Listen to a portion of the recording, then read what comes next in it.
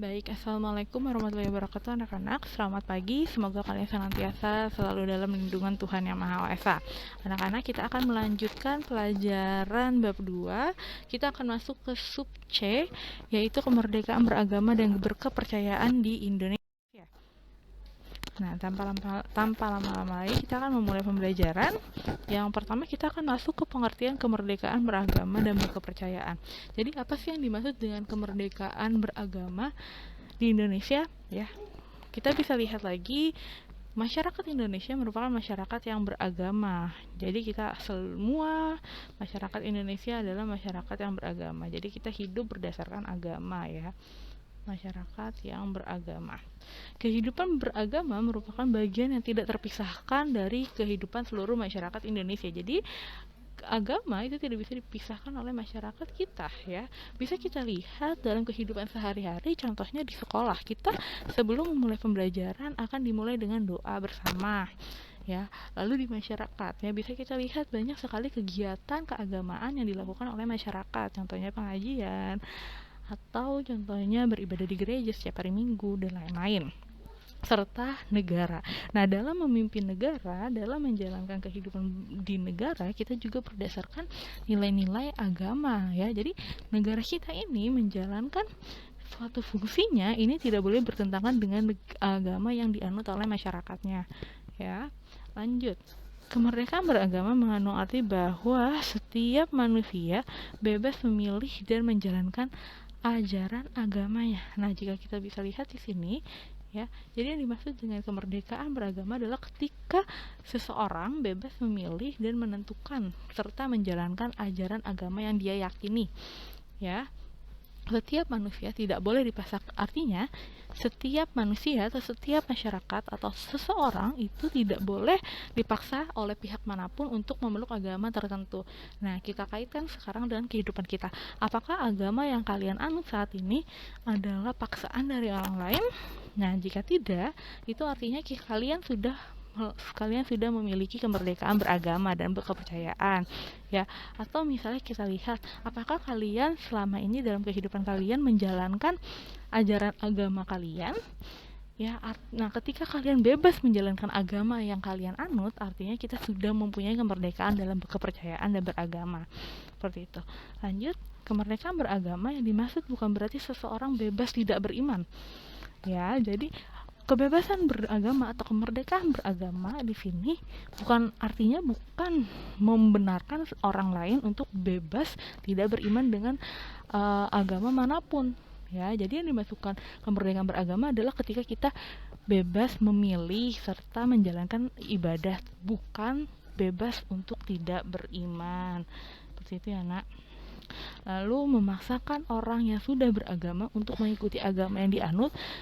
Nah, jadi ketika ada orang lain, misalnya dia adalah agama A, nah kita ini adalah agama B, kita tidak boleh memaksakan orang A tersebut untuk menjalankan atau memilih agama kita, memaksakan udah A nggak usah ngambil agama ini, agama kamu tuh jelek, kamu lebih baik pindah ke agama saya gitu. Itu nggak boleh ya, karena itu sama aja kita tidak menghormati kemerdekaan beragama dan berkepercayaan.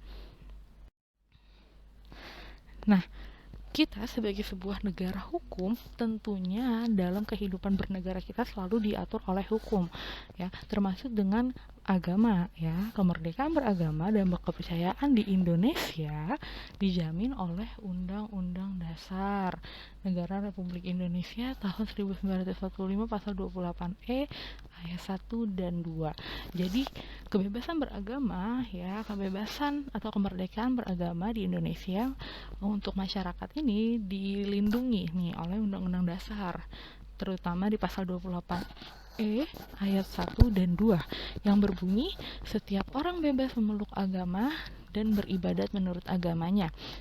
memilih pendidikan dan pengajaran, memilih pekerjaan, memiliki kewarganegaraan, memilih tempat tinggal di wilayah negara, dan meninggalkannya serta berhak kembali.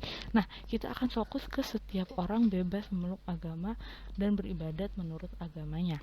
Artinya apa? Artinya negara kita sudah menjamin kebebasan beragama sebagai sebuah negara hukum, maka jaminan itu dilalui melalui Undang-Undang Dasar, ya. Nah, kita akan melihat ke ayat kedua, yaitu setiap orang berhak atas kebebasan meyakini kepercayaan, menyatakan pikiran sikap sesuai dengan hati nurani. Nah, jadi negara juga sudah menjamin nih kebebasan orang, ya, kebebasan hak masyarakat untuk meyakini kepercayaan, ya, yang dianutnya, lalu menyatakan pikiran dan sikap sesuai dengan hati nurani. Jadi negara tidak boleh memaksakan, atau masyarakat tidak boleh memaksakan suatu nilai agama tertentu kepada umat dari agama lain, gitu ya. Kita akan masuk ke pasal yang kedua, yaitu di pasal 29 UUD NRI tahun 1945, terutama di ayat 2, ya, disebutkan bahwa negara menjamin kemerdekaan tiap-tiap penduduk untuk memeluk agamanya masing-masing dan untuk beribadat menurut agamanya dan kepercayaan itu. Jadi jika kita lihat nih dari dasar hukum yang ada, ya, di pasal 28E dan 29, maka kita akan melihat bahwa negara kita sudah berupaya menjamin kemerdekaan beragama melalui hukum yang ada, ya. Jadi kita ini dilindungi oleh hukum dalam beragama atau berkepercayaan. Ketentuan di atas, ya, pasal 28E dan pasal 29 tadi semakin menunjukkan bahwa Indonesia telah menjamin adanya persamaan hak bagi setiap warga negara.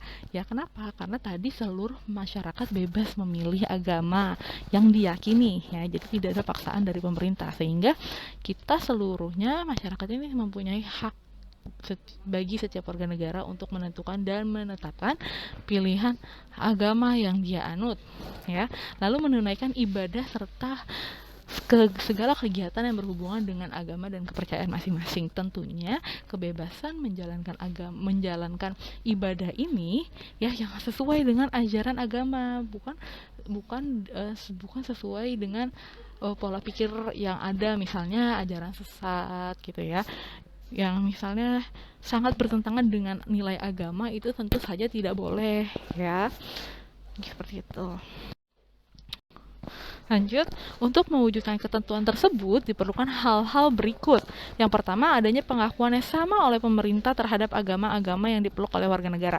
Jadi pemerintah ini tidak boleh nih membedakan, oh, agama A ini mayoritas di Indonesia, atau sehingga kita harus mementingkan keperluan dari agama A, kita akan melupakan dari agama B, ya, karena agama B dikit lah jumlah penduduknya, itu tidak boleh, ya. Jadi pemerintah harus bukan hanya menghormati masyarakat dalam memilih agama, pemerintah juga harus menghormati agama-agama yang ada, tidak peduli minoritas maupun mayoritas. Lalu tiap pemeluk agama mempunyai kewajiban, hak dan kedudukan yang sama dalam pemerintahan, ya. Jadi setiap orang itu berhak nih, ya, tiap penduduk memeluk agama mempunyai kewajiban, hak dan kedudukan yang sama pada pemerintahan. Artinya seluruh orang, baik apapun agamanya dia yang ada di Indonesia, tentu saja agama yang sudah diakui, ya, oleh pemerintah Indonesia, itu memiliki hak yang sama. Orang Hindu berhak duduk sebagai wakil rakyat, orang Islam berhak sebagai wakil rakyat, orang Kristen, orang Buddha, itu semua mempunyai hak yang sama untuk mengisi jabatan, atau hak yang sama untuk memilih pemimpin atau menjadi pemimpin, itu semuanya sama. Lalu adanya kebebasan yang otonom bagi setiap penganut agama dengan agamanya itu. Apabila terjadi perubahan agama, yang bersangkutan mempunyai kebebasan untuk menetapkan dan menentukan agama yang ia kehendaki, ya. Artinya pemerintah ini membebaskan kepada masyarakat untuk memilih agama yang dia yakini.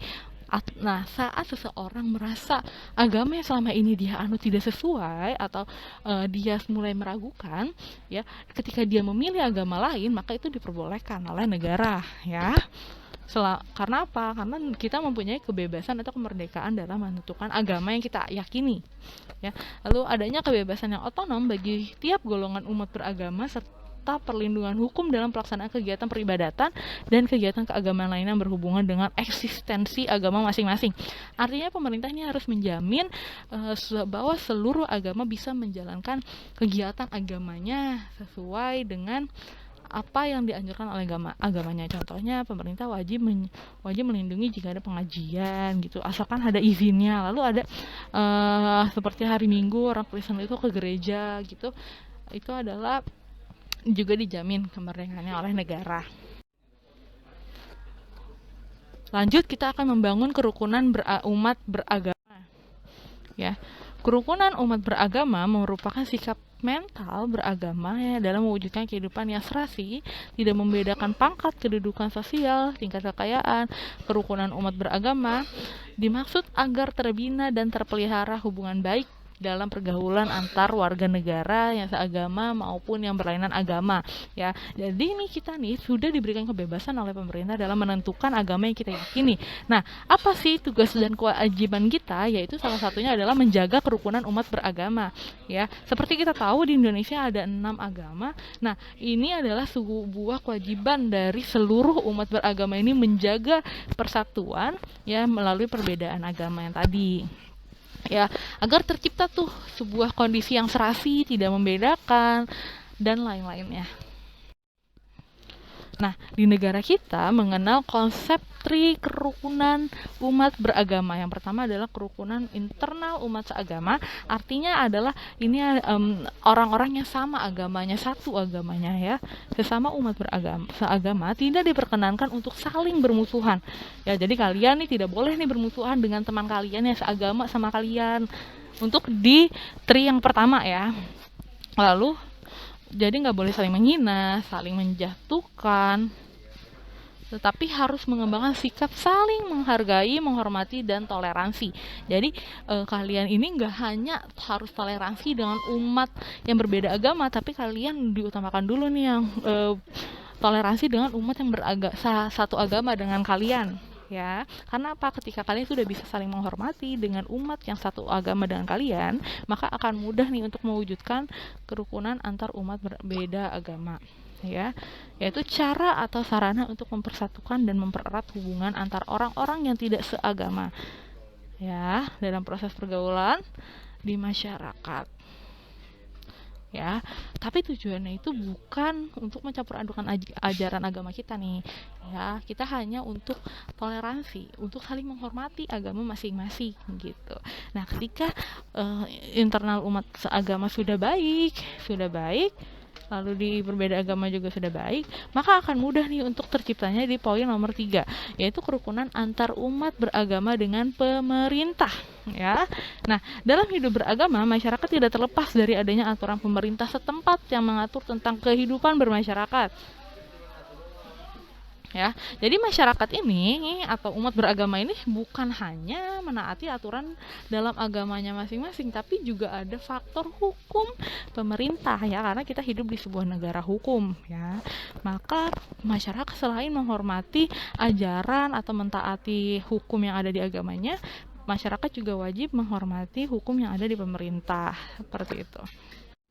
Oke anak-anak, sebelumnya Ibu ucapkan terima kasih sudah menyaksikan video ini dengan baik. Silakan kalian rangkum materi pada PPT hari ini dan dikumpulkan di SPD ya. Ditunggu sampai pukul 10.50. Sebelumnya Ibu ucapkan terima kasih. Wassalamualaikum warahmatullahi wabarakatuh.